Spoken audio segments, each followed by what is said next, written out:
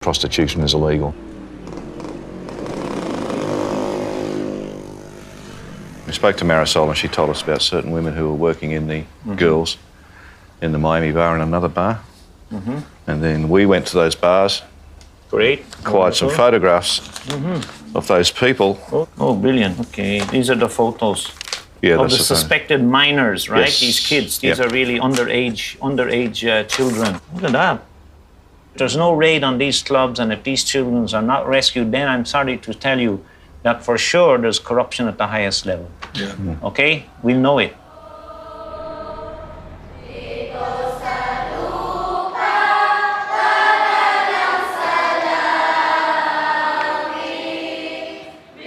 Father Shea has been nominated 3 times for the Nobel Peace Prize, but his controversial work has angered many, including corrupt police and politicians who profit from the sex trade. He's been threatened by pimps and brothel owners and has survived a shooting whilst protesting for child rights.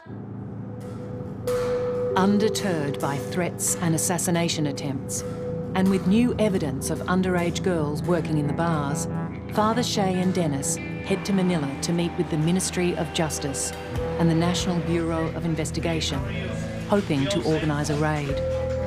But when they get there, there's a hitch. They're told they'll need an affidavit from Marisol and Michelle, who also know some of the minors, before any raid can proceed. Father Shea wants to ensure that the raid is a success. So he recruits another expert to plan a sting on the 2 bars. Hello, John. Very welcome. Hey, Good Father to see Shea. you. It's good to see you. It's been a long journey to get here. Great. It's been like, what, 5 years since I sent you the email saying that...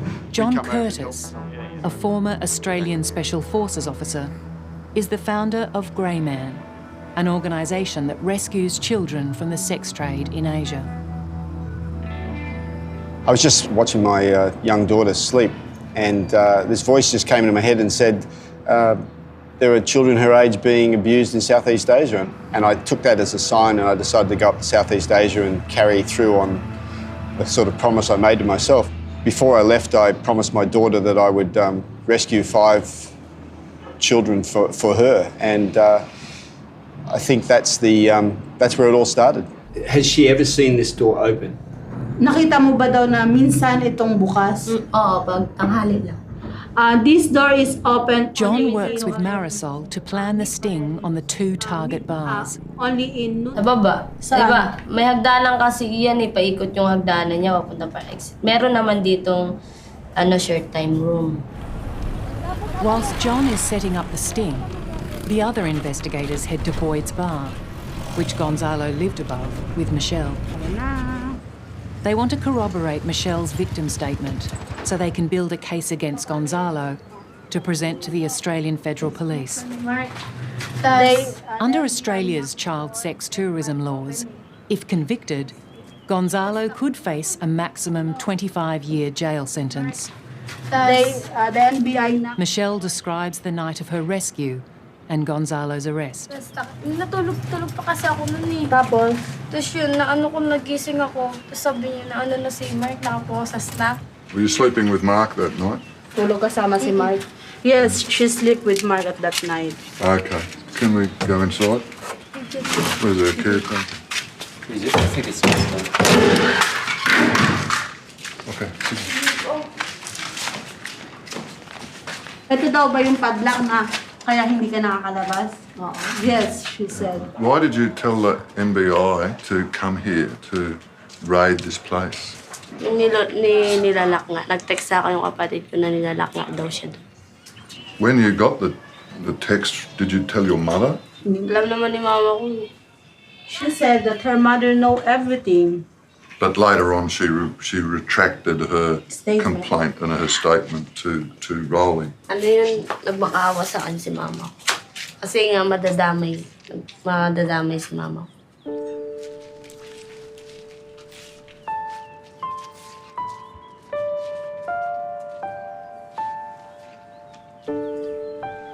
When you lived here, how did you feel? Nung nakatira ka daw dito, anong nararamdaman mo? Malungkot. She needs.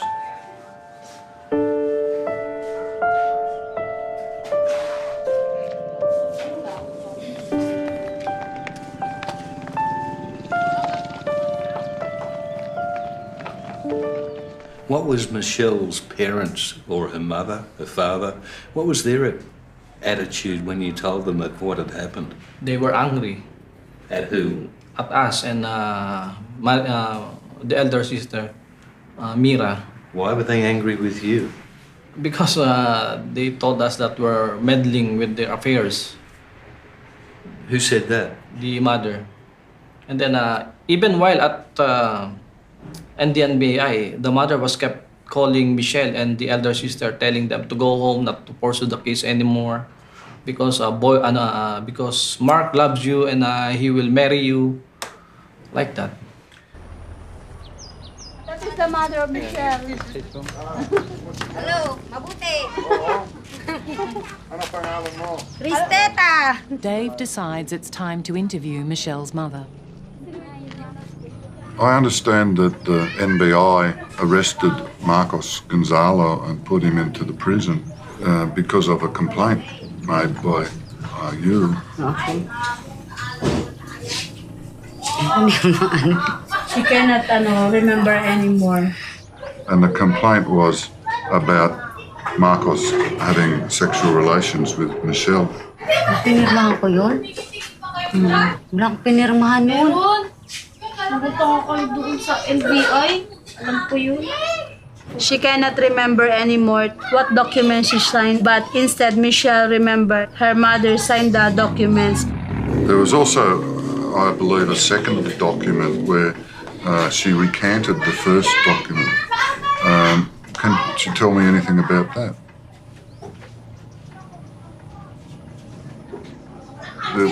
The NBI allegation is that you sold Michelle to Marcos for money.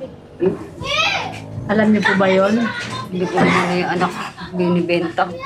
She said that she will People have need her to survive in this country. The safety nets that exist in Australia just aren't there. So when families need food, they become desperate. They're easy pickings for people who have money to sort of entice them to come into these situations. They see foreigners, they think they're rich, and there's a way of making money from them. Police surveillance established that Gonzalo lived above Boyd's bar with Michelle. But when arrested, he denied having sex with her. The bar closed down soon after the raid. But when open, it was not a sex bar, but a drinking club, popular with many foreign men who often brought their young Filipino girlfriends. Its owner, Boyd Smith, came to Subic Bay from Australia a few years before. The investigators have discovered Boyd's current address from the bar's landlord. With the motor? With the mother. Yes. They hope Boyd Smith can tell them where Gonzalo is hiding. Is this his house? Yes. Now she's living there. Oh, gusto sana namin makausap si Boyd. About po. Good, thanks. My name's Chris Payne. We're following up on some of the events that occurred in Boyd's bar 2 years ago. We're particularly interested in finding Gonzalo. Yeah, I'd love to get him too, yeah. Yeah. Why's that? He owes me a lot of money too. The young victim was a girl called Michelle. Victim, yeah, that's a loose word. So was Marcos staying there with the girl? No, he was, we were actually, he was up there alone, yeah. The thing is, it's just... Dennis is my name, by the way. Yeah, Dennis Boyd. How you doing, bud? Yeah. Bit bag of nerves at the moment. Mate, can we get out of the sun? Sure. Do you mind if we just under the shade? Yeah. I'd offer you a drink, but just Can we enter? Yeah. Safe to eat. You're not going to bite me leg off. Well, Thank you for that. we're going That's good. upstairs, away from the dogs. All right. Angela, come on. So what do you say about the police allegation they made against you that you knew what was happening?